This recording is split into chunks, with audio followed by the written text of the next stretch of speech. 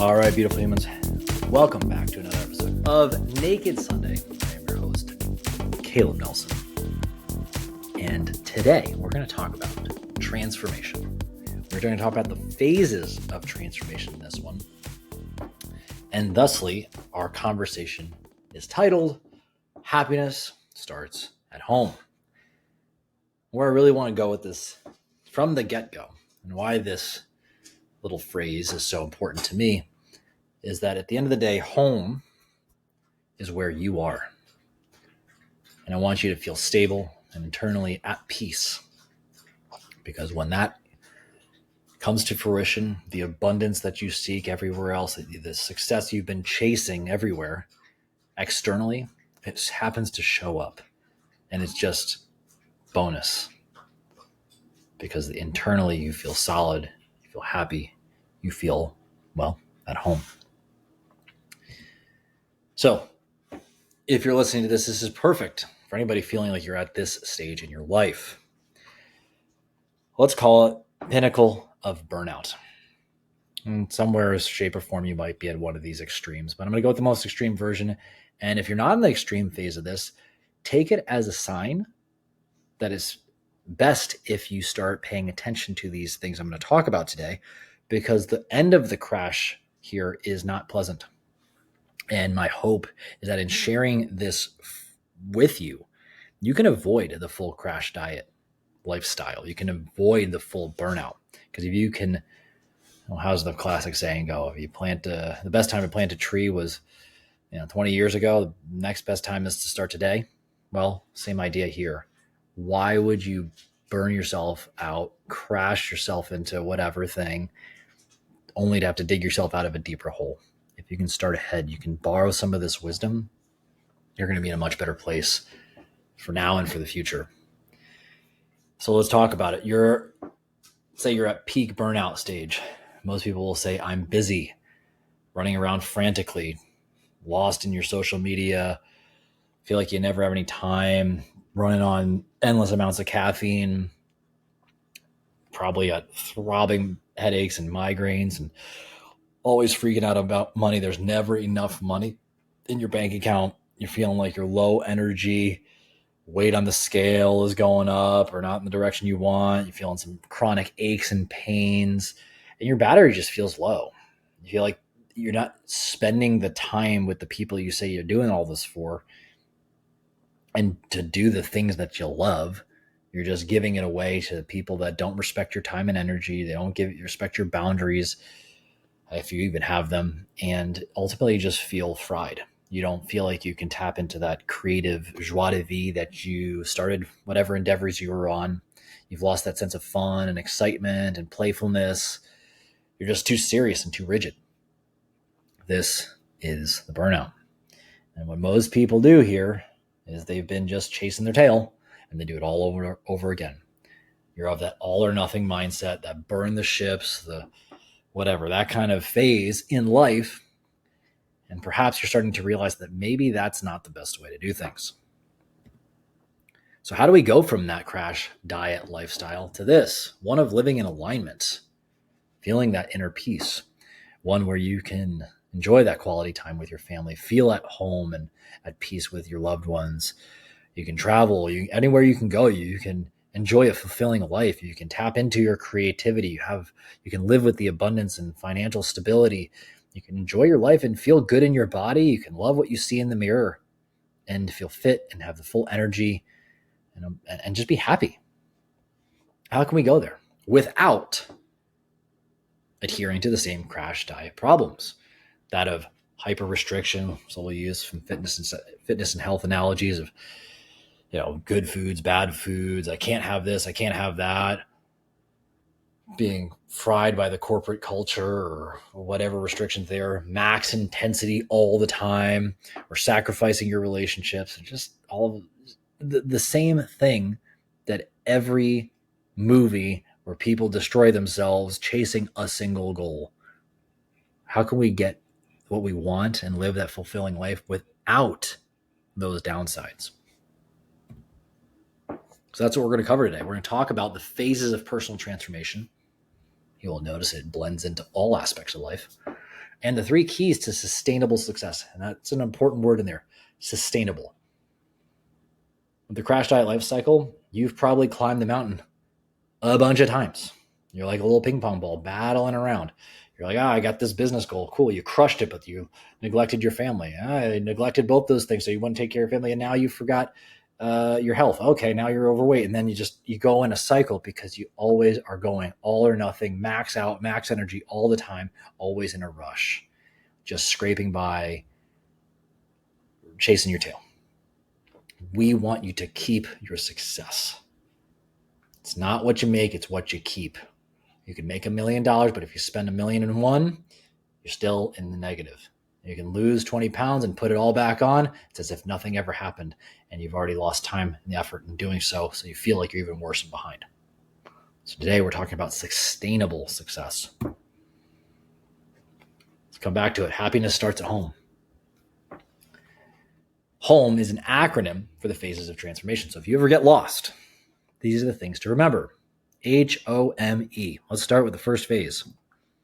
Honesty. This is the essence of Naked Sunday, for anybody who's ever wondering.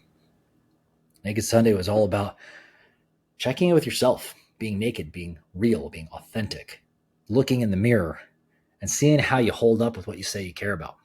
If you don't like what you see, well, it's on you to make the change. No transformation can start to undertake itself until you are clear. Otherwise, what most people do, they're like, here's a bunch of habits. Here's a bunch of things. We're going to throw a bunch of stuff at the wall and see what sticks. Sure, something might stick, but you don't know what actually worked. You just guessed.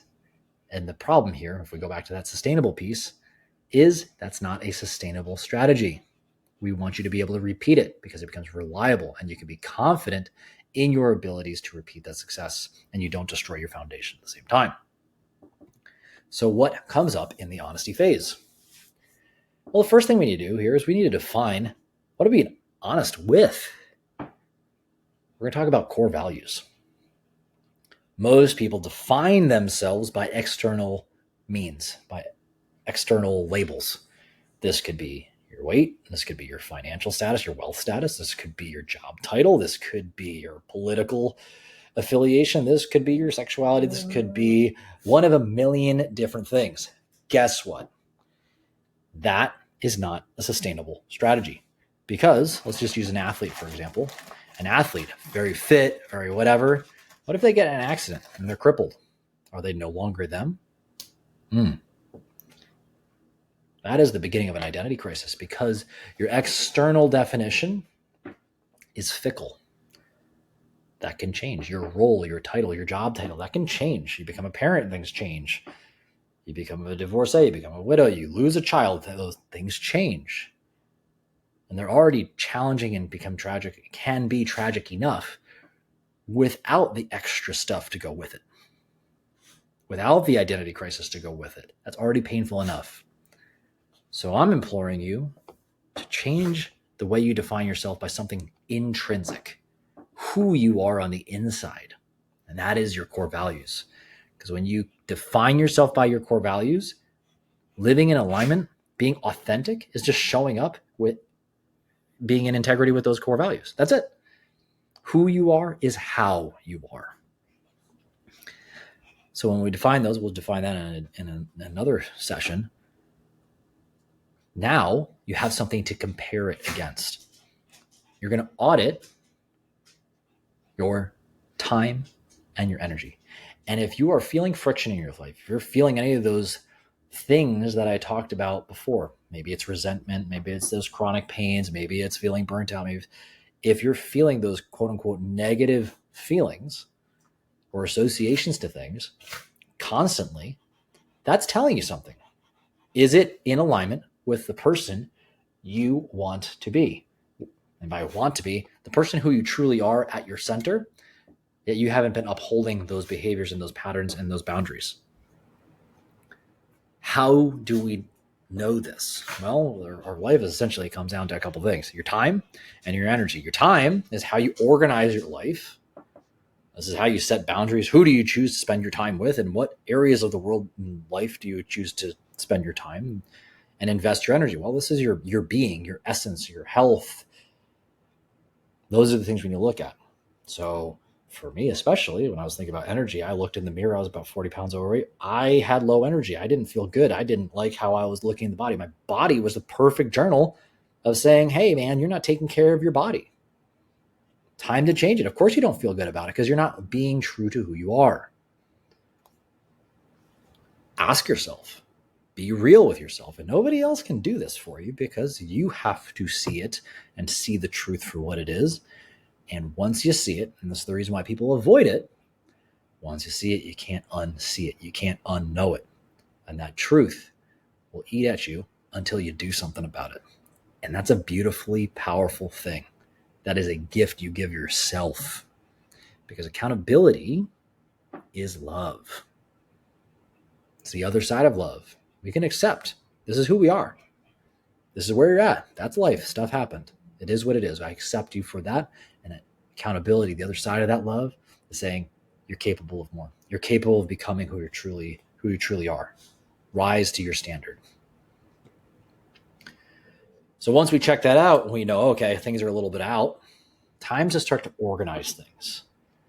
Think about your closet. Say you're going to reorganize your closet. Things are overflowing. Your schedule's overpacked. You have more clothes. You have old stuff that don't fit no more. You have a mess.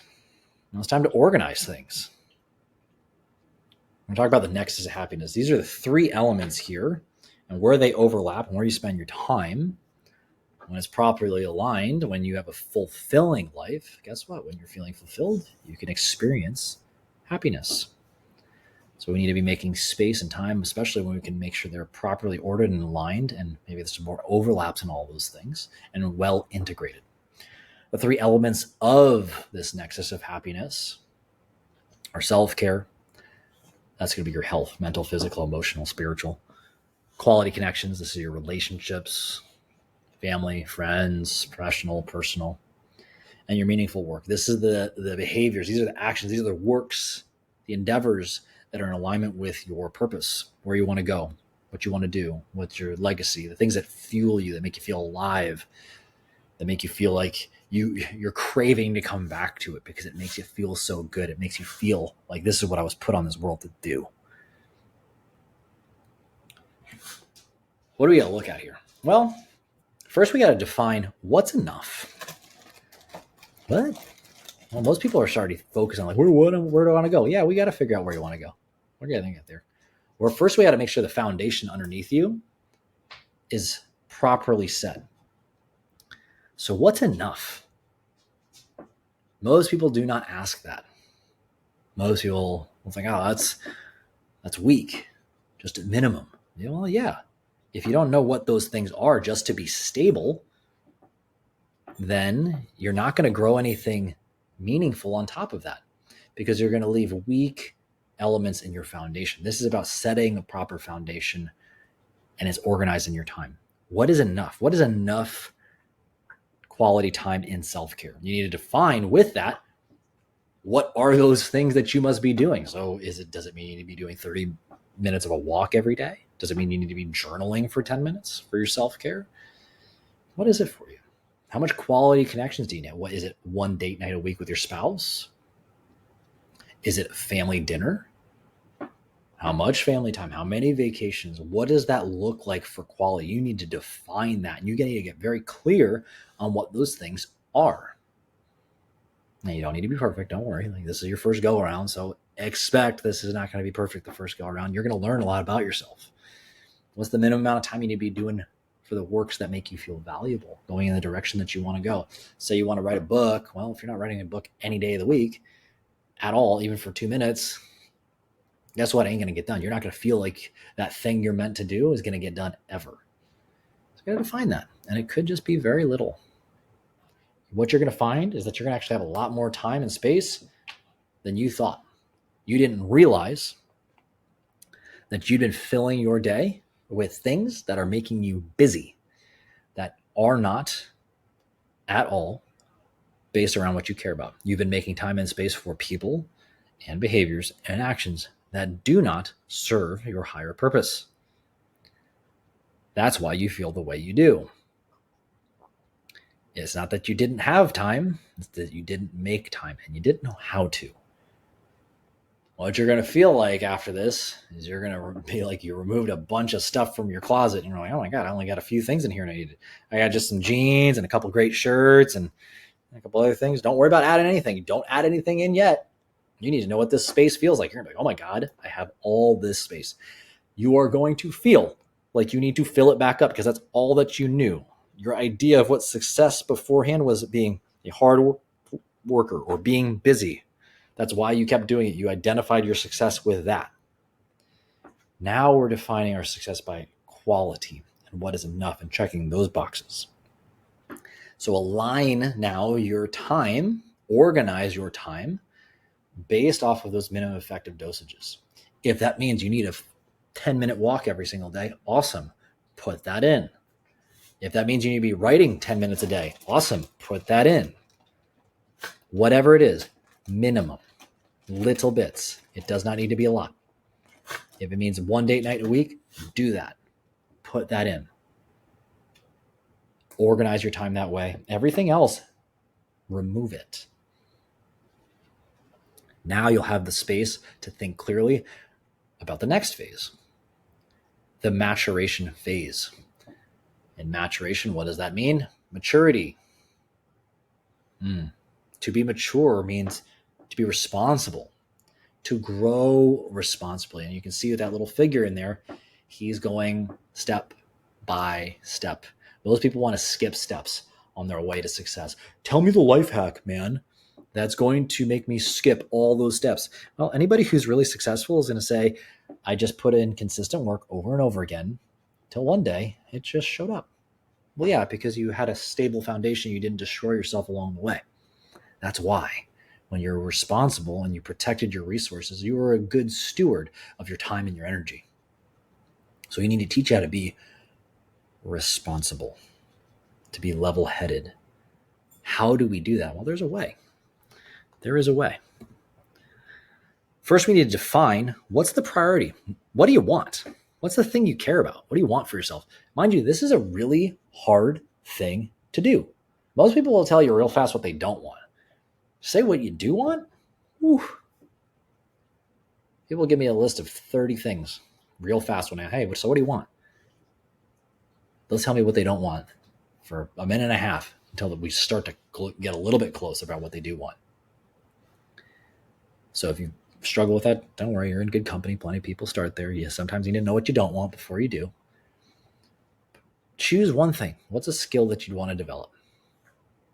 I would say choose the thing in the beginning that's going to give you the greatest ability to do the other things afterwards. So what's I like to call it the low-hanging fruit? Usually it's getting healthy. 99 times out of 100, you hear most people go, I got back in shape. I was clear-headed. Then I was more focused at work and I was more focused in my relationships. Go figure, you took better care of people. So choose the thing where you could stand to make the most improvement, and you get to start small because small changes in the beginning are going to feel huge. I've had people be like, I just started drinking 3 glasses of water today. Of course that they felt a lot better because they were drinking 0. They were putting 0 attention into their health beforehand, putting even a minute amount of it into their day. Huge returns. And that way you feel excited, you get easy wins, and you start to build your confidence. So we're defining what's the skill you want to develop. This is about mastery. We're going to choose one thing at a time. We're going to talk a little bit more about this later on when we get to the elements of the keys to success. But you're choosing one thing at a time so that you can stair-step your way to success. When you master something, it means that you can not only understand the skill, you know how to apply it in a lot of different ways. So let's use nutrition. They talk about flexible dieting. Well, the word diet means way of life. That comes from the word deus or dias, meaning way of life. the skill of eating in alignment with your goals. Are you flexible enough with that in a date setting? Are you flexible with a work setting? Are you flexible when you're training for an athletic event? Are you able to do it measured in weight? Or do you know how to use all the different tools of nutrition? That's why it's such a powerful thing, because everybody's got to eat. Go figure. You learn a lot about lessons about life around that. Again, how do you master that so that you can use that skill, apply the skills, apply the different tools at your disposal in a lot of different ways when it's called upon, because you are a master of it. You're becoming a master of yourself to understand yourself in this transformation process. Now we get into the endurance phase. How do we live with effortless abundance? How do we keep this going in a way that it doesn't feel like you're straining? Well, we've been talking about building that foundation. Here's the cool thing. In the end, you go back to the beginning. You go shore things up. Most people think success is linear. It's not. It's cyclical. So you get to the end of building the mastery in one thing. Guess what? Go right back to the beginning. You're going to audit yourself again. You're going to adjust things again. You're going to align your behavior. You're going to organize your life. And then you're going to start to master something again. This is all about repeating the process. And every single time you go through this, guess what? You have mastery of more skill sets, or you get to go deeper with a specific skill set because you didn't even realize there was more to it. Best example I can say of this, I'd been working out for, 15 years at that point. I remember going off to a seminar, and it was really simple. It was about like breathing. I was like, oh my God, I need to relearn how to squat. And I'd been squatting for, at that point, almost the majority, more than the half of my life. And I felt like I knew nothing all over again. You can go deeper with these things. And that's when things get really fun, because doing the basics over and over again get exciting. There's wrinkles that you didn't realize were there, and it can be very playful. It takes humility to go face the music, to go back to honesty. Because when you feel like you mastered something, you feel like you climbed the mountain, you feel like you're an expert again. No. Humble yourself, audit yourself, look back in the mirror and say, hey, where can I grow again? Where else in my life could I improve? Where else could I tighten up my alignment with my core values? You make those adjustments. You reorganize your life. You realign yourself. You refine what you've been doing. And then you can push play. You can start to grow. You can start to experiment. You get to build a new skill or deepen a current skill. And it's the simple things over and over and over and over again. And all of a sudden, abundance shows up out of nowhere, and it feels like you didn't even try, because you just focused on simply doing the basics over and over and over again. That's why it feels effortless, because you don't feel like you're trying. You see those masters of martial arts or anything, that athlete that did this beautiful baseball swing or shoots the basketball, and it looks like, oh my God, it doesn't even look like they're trying, and they're doing it against the best in the world. They're doing such a simple action. They make you believe, hey, I could do that. But you don't realize that they are such a master of their craft that they know how to do it in a million different ways, and it seems effortless. It took a lot of consistent, repeated work beforehand to get to that place. So how do we get there? How do we make sure we stay on those 4 steps, those 4 phases of transformation? Because it's real easy to get knocked off of that. And I want you to think about this as a stool, right? People I work with especially, and I would challenge anybody. I would challenge anybody to look in the mirror and see themselves as a leader, because leadership is situational. Everybody in some way, shape, or form can be a leader, because you never know who you're a little farther ahead of than in your life at one simple thing. You never know when you're actually a role model. And when you're a leader, it's incumbent upon you to be seen. So when we think of this step stool, this platform, standing upon it, you're displaying an image. You're projecting your word, your message to an audience. You're rising above and you're allowing yourself to be seen and upholding a standard. If these things underneath you, these three different legs, if one of them's a little shaky or a little rattled, you're going to always be focusing on your feet underneath you. You're not going to be as confident, not going to be as sure of yourself. That's why these things are so important. The three elements we're going to be talking about here are mindset, habits, and accountability. Mindset, habits, and accountability. Let's start with mindset. Mindset's a lot about translating your current mindset into the mindset that's going to allow you to do the thing with confidence. What is this primary thing that we're fighting against? Above it all, we're fighting a scarcity mindset. Internally, what scarcity is about is this little voice of don't die, don't die, don't die, don't die. Well, it's important for you to realize that you can't not think about something. So when you're saying don't die, the operative word in there is die. It's like saying don't think about pink elephants. All you're going to think about is pink elephants. And if we're always afraid of dying, we're going to be running from that pain. It's going to be this frantic, fear-based energy that is very short-term thinking. We need to be long-term thinking when we're doing these types of things. Long-term thinking requires internal stability. If you're in fight or flight mode, running away from pain, running from death constantly, you are not going to show up fully in alignment.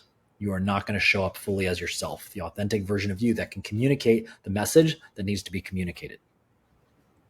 We need a shift here, because when we shift into this, things happen. We talked about effortless abundance.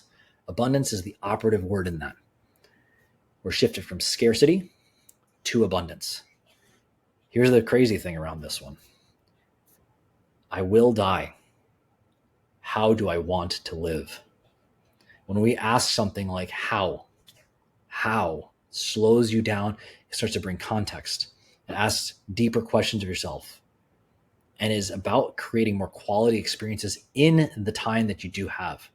This comes from a place of acceptance. When you stop running from the fear of, well, this is a finite period of time that I have to experience this version of life. When you come into that acceptance, you allow yourself to grow because you can get curious again. You're not rushing to numb yourself from the pain to avoid the problems. You will confront them with a different level of curiosity and openness because you realize you need to fully experience, well, the human experience. That's a choice. So shifting your mindset from scarcity to abundance will allow you the opportunity to even go down this path. The transformation won't happen unless you start to undertake that shift. This is difficult because we are confronted with challenges along the way. We'll get to that in a second. Habits is the next thing. This is the one people love to jump in and start jamming habits down your throat, building systems. Well, if you're throwing habits on top of a scarcity system, you'll see how that happens. We want you to win on your worst day. What does this mean? We're focusing here on consistency over intensity. When you're winning on your worst day, you're planning for your worst case scenarios. You're assuming you're on your bad days. Most people, when they go setting up their routines, their schedule, they're very optimistic. They're remembering their best time ever, the day that they won. They're forgetting they're not there right now. You're not even in that beginner's mindset. You're not allowing yourself the opportunity to grow. You're already pitching this perfection idea. This is going back to the all or nothing. You're comparing yourself to the pro athlete when you haven't done the basics. So the way I like to say, when on your worst day, think about you're hungover from the night before, pants around your ankles, stub your toe on the side of the bed, kids are crying, you're in a fight with your spouse, your clients just canceled or you want a refund or something like that. And there in that moment, on your worst moment when you're just ready to lose it, what's the thing that you can keep doing? How confident are you to be able to do that? That one thing still in the direction of your goals. When you can decide on what that thing is, you've already decided you can win in that moment. that increases your confidence to just be able to do the thing repeatedly. And that could be as simple as I'm going to have a glass of water, or I'm going to go for a 5-minute walk. Whatever that is, you're closing the gap between your belief that it's the ability to move forward is impossible to now it's possible. Let me envision this for you. Coaching is all about this piece right here. If there's a 1,000-foot jump, you're going to look at me like I got 3 heads. Like, I can't jump it. I can't do the thing. That's the same thing. If you have this laundry list of exercises and the perfect nutritional program, and I hand that to you and you're already feeling overwhelmed, you're not going to be confident enough to do it. No matter how much you try to will yourself and be like, what's your why? That doesn't work.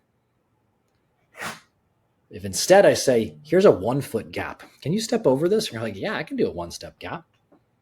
I can do that. You'll take that 1 step. And like, cool. Oh, there's another 1-foot gap. I can step over that too. All of a sudden, you've done 1,000 steps. You've made it over 1,000-foot divide, step by step, in a way that you are confident and you didn't destroy yourself. It might mean instead of that laundry list of perfect exercise and that perfect quote unquote nutritional program, you're going to say, I'm going to consistently drink 3 glasses of water a day, or I'm going to consistently have this amount of lean protein. I'm going to consistently go for a 5-minute walk. I'm going to consistently have a 5-minute call with my best friend, or I'm going to consistently send an I love you text to my spouse. Whatever that thing is, that's the thing you start with, because that's going to build a base of evidence that you will be able to look at on your next challenge and say, oh, I've got this. You get to borrow your confidence from this foundation because you have performed the act. Your increased confidence equals increased performance, which leads to more confidence. It becomes cyclical because you decided to choose consistency over the intensity. That new you're getting rid of that max out every day idea. You will be consistently fulfilling your responsibilities every day towards your better self. That is the key. That leads us to our third and final leg of this, accountability. These are essentially the bumpers that keep you on track. What are the systems? What are the boundaries that hold you in alignment to the person you want to be, the person you are becoming? Well, first we have personal. This is looking in the mirror. This might be whatever that holds you in alignment with your values. For you, it might be a dashboard. Some people have had a calendar where they check their lists every single day. They have their check boxes. It might simply be looking in the mirror. It might be the scale. Whatever it is that is keeping you congruent to what you say matters to yourself. You have to take ownership of it. Some people, it's journaling. And there's the social. As they say, you're the average of the 5 people you spend the most time with. Why? Because they are the external manifestation of what you empower and you enable in your life. They are the representations of the behaviors that you accept and promote, inadvertently or explicitly. Take a look at your circle. Audit your circle. Are they challenging you to grow into that version of yourself? Are they asking you great questions? Are they growing themselves? Are they speaking with integrity? What is it? And this might overlap a little bit with your professional as well. Professional comes down to financial. Those who pay attention. That's a tried and true. But the coaching and the mentor, the professional accountability, some people need somebody else to hold up the mirror. There's plenty of other versions of accountability, mind you, but I wanted to choose the main keys here. This is key because the more versions of accountability you can keep in your life, you're putting up more mirrors, you're putting up more bumpers. Say you're bowling, well, you're having enough bumpers that it is going to increase your odds of you going down the lane and hitting the pins. The key here is a lot of people resist accountability because they're afraid of judgment. But when you choose accountability because you are asking of others, to help you rise to your true capacity, that is a true act of love. You're wanting to see the best version of yourself in the people and the things that you care about the most. That is difficult.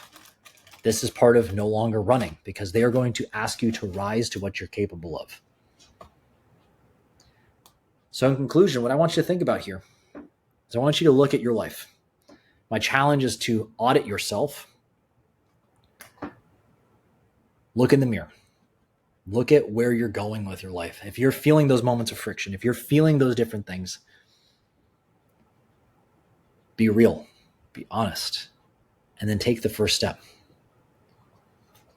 Be honest with yourself. Organize your life, organize your time, your energy. Take the time to become a master.